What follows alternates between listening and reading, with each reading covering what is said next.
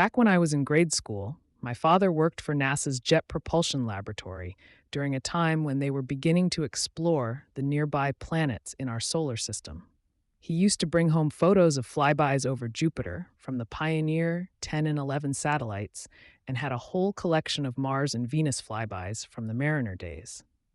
These were high quality photo prints, which I was able to grasp were not only historically important, but rare to obtain in the format I was seeing them.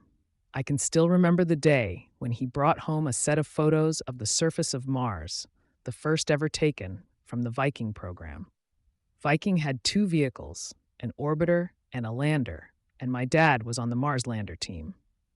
You just don't forget things like that. Mars came to my mind again recently when reading an article that mentioned the upcoming release of a sci-fi film called John Carter of Mars.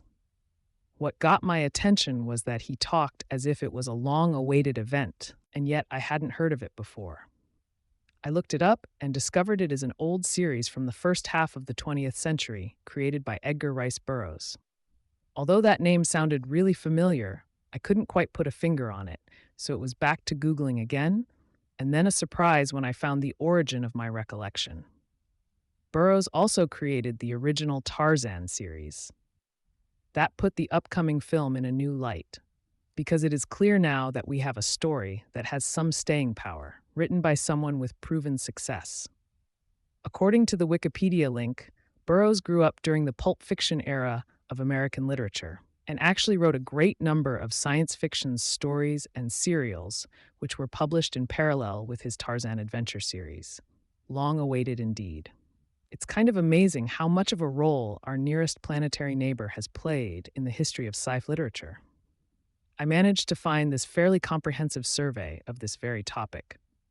What's really neat about the list is that for each entry, it describes how the red planet itself and its Martian inhabitants were depicted.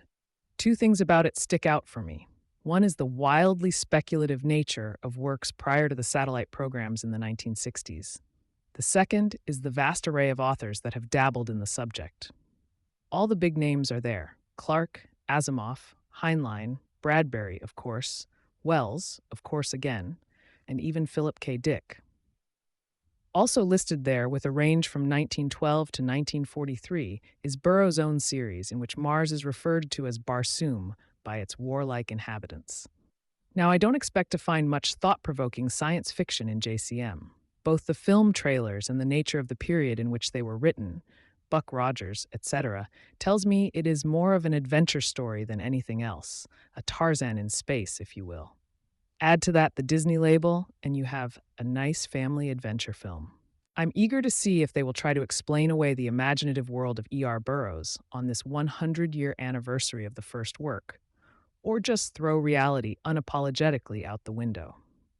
The historic nature of the material means I am compelled to go see it, even if just to be able to comment on it here. Well, when JCM finally came out in theaters, it flew by like an owl in the night.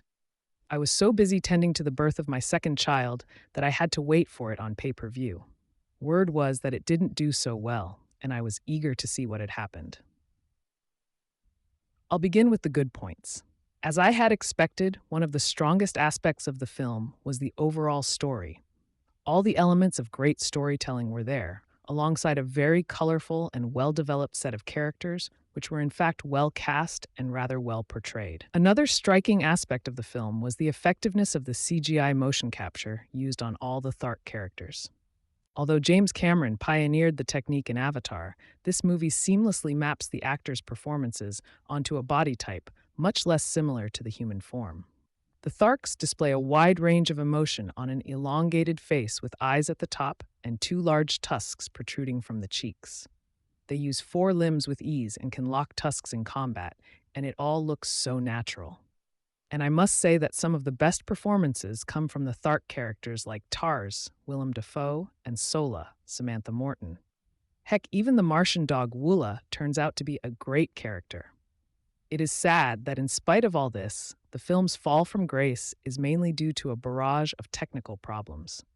The music isn't quite right here, the directing could be better there, the dialogue just a bit too corny in places, and oh, the editing. Critics rightly pick at the opening scene for being way too early and involved. Many of the battle scenes are chaotic and hard to follow, and there are glaring holes that seem like they were cut out to save running time. Sola's origins, a crucial part of her character arc, are passed over with a line. John Carter's remorse for not being able to save his family, another crucial character element, is flashed back at a turning point in the film without having introduced it in the first place. Perhaps they cut out his telling of the story to Deja Thoris, which would explain how a glance at his wedding ring could remind her of his past love, when no one ever explained to her what a wedding ring is. Someone must have thought that all the ubiquitous action scenes were more important to the story than the character arcs. I hope they notice what happened at the box office. I've heard that Burroughs' original tale is much richer in content, and perhaps it needed to be broken into several films to do it justice. To answer my original curiosity about its connection to reality, it takes place in the mid 1800s, and there's an implication that the planet Mars is on its way out. However, there's so much that reaches into the world of fantasy: eternal beings, humanoid Martians, voodoo like energy sources, transporters based on incantations, that I suppose it doesn't much matter. What does matter is the contribution that Mr. Burroughs has made the world of science fiction.